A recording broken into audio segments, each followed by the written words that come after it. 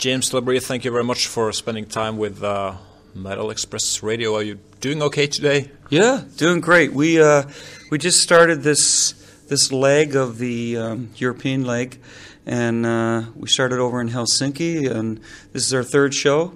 Everything's going great, you know. We have a lot of production out with us, so the show's very visual as well as obviously sonic.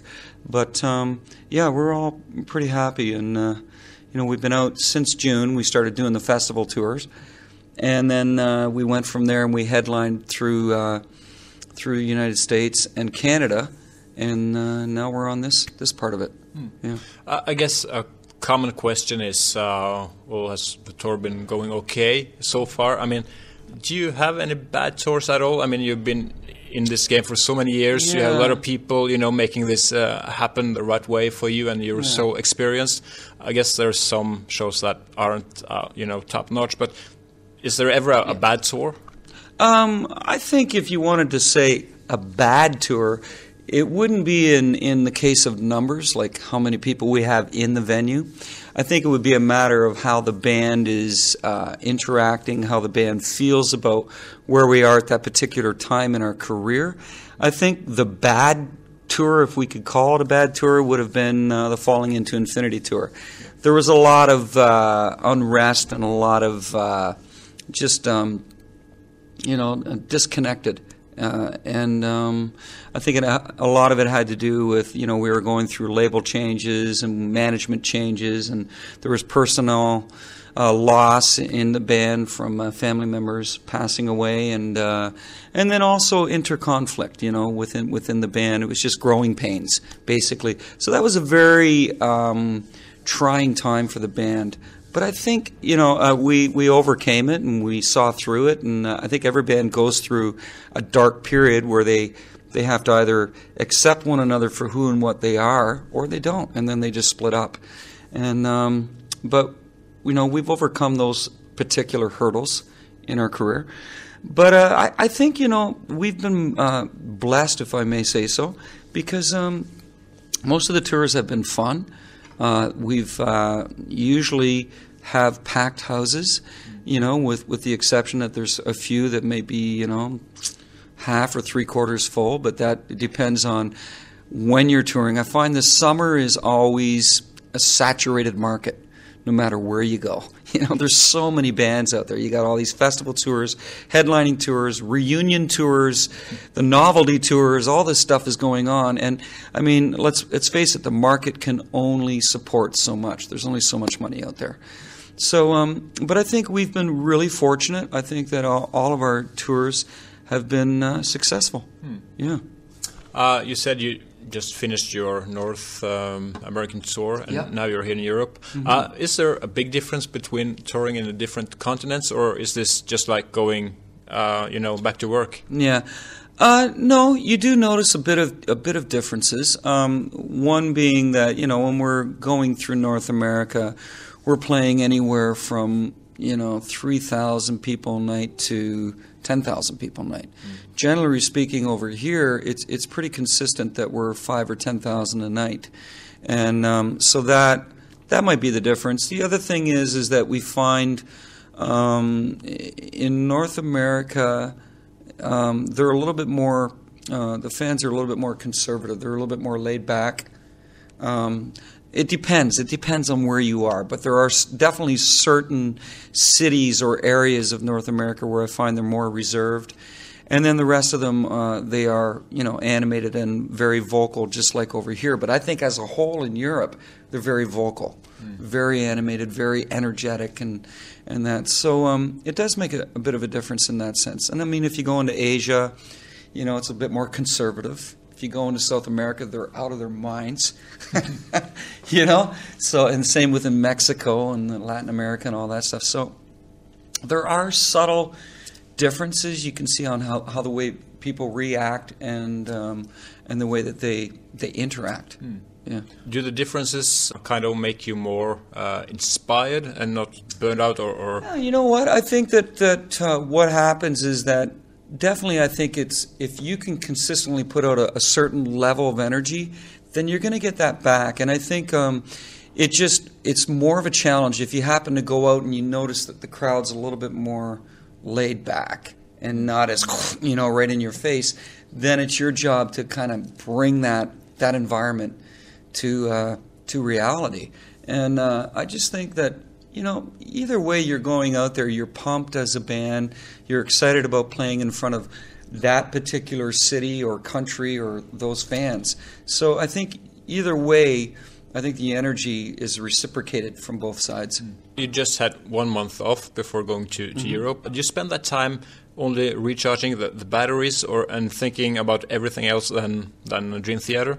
There's a complete side of me that just wants to hang with my family and just really catch up on some lost time, because when you're touring, you can't make up that time, right? You can't get back that time. So you try and make the best of it when you are at home to do a lot of things that are more family oriented. But at the same time, depending on what you're doing, if you're in a side project or with myself, if I'm getting ready to do another solo project, then I'm also working on tunes in that sense and trying to find hours of the day where I can put that time aside and just focus in on that. But I usually do that late at night, when everybody's gone to bed or whatever. Yeah. But you're always, when at home, you're trying to really balance things. And definitely I think the biggest part of it is to recharge your batteries. I think it's good to get away from this environment and then, really be able to come back to it feeling like you're refreshed and you're eager to jump back into it. Yeah. Well, after 1 month, is it like you have to go back to rehearsals? I mean, not as much as before the tour, of course, but is it just to go back and do the gig? No, it's more like that. It's like, let's go back, and it was like, we only had 1 day off, and then we're doing another show. At the beginning of each world tour, we put aside a fair amount of time to rehearse and get everything, really tight. I think from that moment on, the way that we might bring new tunes into a set list or songs that we haven't played for a while is if we know we're going to be playing them, in a future show, then we practice them at sound check. So we rehearse them there so that at the next show we've got it and we feel comfortable with that particular song or songs, however many. But I think once you get into a tour, you're really comfortable and you're in a groove, you're in a zone, and you just fall right back into it, no matter if you're taking 3 weeks or 6 weeks off. Yeah. Some of my best Dream Theater memories from a live situation is actually from you playing smaller gigs, like in Rockefeller here in Oslo. Oh my God, those were great times. You still do excellent gigs, of course, but you're getting bigger and bigger. What do you think of playing smaller places compared to big venues like this? Well, they're two completely different environments. I mean, when you're in a smaller place, like you said, the Rockefeller, I mean, it's more intimate. I mean, you're right there. The people are all around you. Everybody's sweating and hot. And I mean, it's a completely different situation. You just feel really close to one another. When you're in an arena like this, it's you still want to make that connection. That's the ultimate goal of any show, is that you want to make the people feel like, we're all hanging out. Let's have a great time here tonight. But it's more spacious. There's no doubt about it. But I think that you can still create an intimacy even in a bigger hall. But they are different. I mean, if you talk to any bands, even the bands that have been around that seem like forever, you talk about the Rolling Stones when they said that they'll do warm-up acts, and they'll do a warm-up show at a small club, that being like a 2,000-seater. They love it because they miss that because they're playing either arenas or stadiums. So definitely, I think there's pros and cons to each environment. But I think it's also the way that what kind of a night you create, too. Sure. It really depends on how the band can react to these different environments. Yeah. You have played in hundreds, maybe thousands of different places. How well do you remember the places? I mean, you've been to Spectrum a lot of times. Do you remember what it looks like and what it's like before you go? There's some places that I don't. Like I'll recognize the name and then I'm going, oh yeah, what was that place like? Like yesterday, playing the Globe in Stockholm, and I was going, geez, I can't I can't remember that arena. And as soon as we pulled up, I went, now I know. I remember how the backstage looked. I remember how the stage area, the whole scope of things looked. So usually I do remember before getting there, and if I don't, as soon as I do get there, it all comes back, from the previous experiences. But yeah, there's a lot of rooms, man. And your favorite places are those the ones with great acoustics. Your best audience memories or the backstage areas. I would say probably some of the best memories of recent would definitely be Radio City Music Hall when we played there. I mean, that was just an incredible night and a great experience. You know what, to be honest with you, I mean, when we come back into, whether it's Finland or Sweden or Norway, I mean, there's always great memories because the crowds here really appreciate what we do. And we know that they're into the music because they're basically singing every freaking word that's out there. So, but I mean, the other great memories are being down in Italy, playing the Zenith in France, playing in the Ahoy in Holland is always a great experience. We're playing Wembley in London. That's going to be a very cool experience, I'm sure. But, and then going down into Greece and playing, they're all great memories, these venues, because, I think the ultimate gratification is being able to play a show and seeing people extremely excited and enthusiastic, and you're able to walk off the stage and go, wow, that was a great experience. You're well known for changing your playlist every night, and I read that on the internet that your fans are speculating what you're going to play each night, and I guess Mike is the one putting it together. Yeah, he always has. Yeah. When does he present the playlist for you, the rest of the band? Well, I mean, when we're starting a leg, he usually presents the playlist at least 2 weeks, 3 weeks before we go back out. And usually he'll have like the first 3 shows set list set so that we know the songs that are coming up and we can rehearse them through our heads or, existentially. But generally, like when we get on, like for an example, we know what we're playing tonight, and then tomorrow's the day off, and then at some point tomorrow we'll all receive an email from Mike going, okay, the set list for Hanover is this. So then you can just kind of, internalize it and prepare yourself for that particular show. And that's usually the way it is. And then he usually has about 3 shows planned so that you can kind of, plan for those 3 shows. And then the next block comes in those 3 shows. So, but it's pretty easy because we have what's called a master list of all the songs that will ever show up in any set list. Approximately how many tracks are on that list? It's a lot. It's a lot. Let me tell you, it's incredible how many it is. But yeah, I mean, basically, it's going through the whole catalog, of Dream Theater. So it's a lot for us to remember and to be prepared for. But you know what? I mean, we've worked like this for so long that we feel comfortable with it now. And I think that if we were to go and do a tour and play the same songs each and every night, I think we'd become bored. Not only that, I'm sure our fans would too. They'd be disappointed. But yeah, I mean, it's all for it's for the better. I mean, it's better for our fans because they appreciate knowing that they can hear something different each and every night, and it's better for us because it keeps us on our toes. Yeah.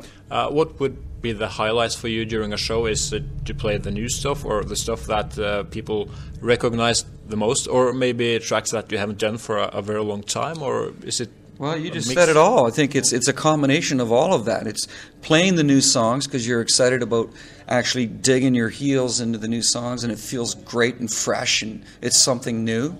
And then going back and playing the songs that have always been really popular songs with the fans. You see that immediate reaction.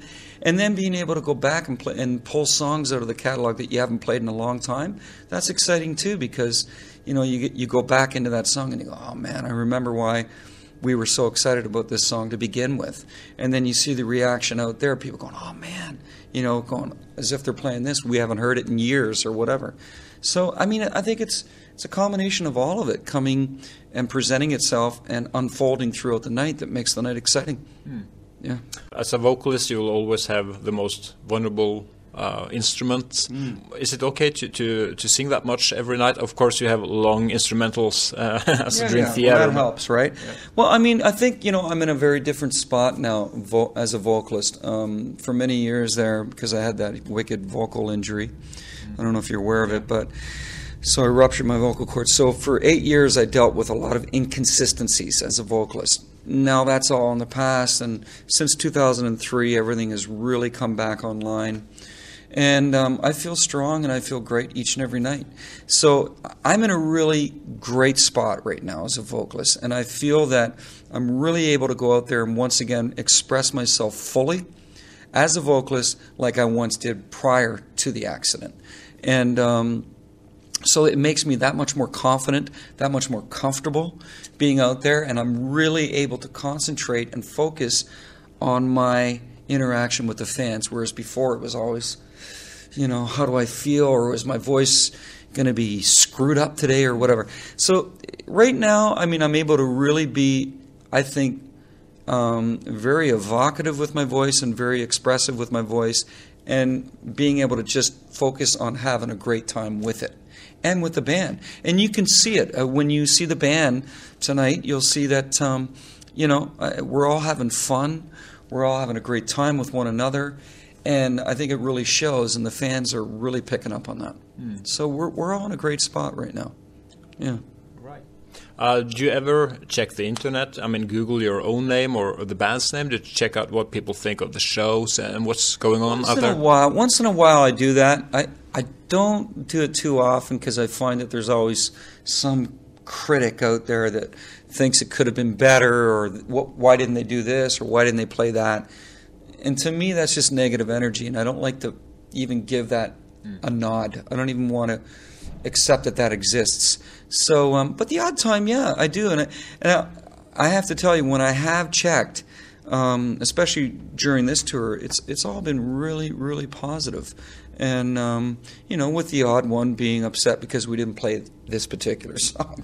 It's like, fuck, if we had to play every song, we'd be doing 6-hour shows. And people would leave. Yeah. I guarantee it. So would I, But no, you know what? I very, very rarely I'll check into that stuff. I'll go on my own site, and then I'll correspond with some of the people on there, or keep them up to date as to what's going on. But not very often. Yeah.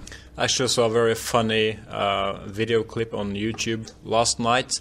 It was from a message board with a link. It said that Dream Theater, they're well known for being fan-friendly, well, almost always. And there was this clip, very old clip, probably from your first tour with Dream Theater, where someone tries to come up on stage. Oh, and have you seen that? I remember that night. I totally remember that night. Everybody, the crowd was crazy. It was like moshing and just everyone going crazy. And then they started jumping on stage, and I went, screw this. And I hit the guy back out. But the funny thing is, they don't show the rest. They didn't see the rest. But the guy, when I knocked him into the crowd, I mean, he basically looked up at me and went like that, So, I mean, it was all still good, But, yeah, it was pretty crazy night. I totally remember that. That was from the Images tour. Yeah.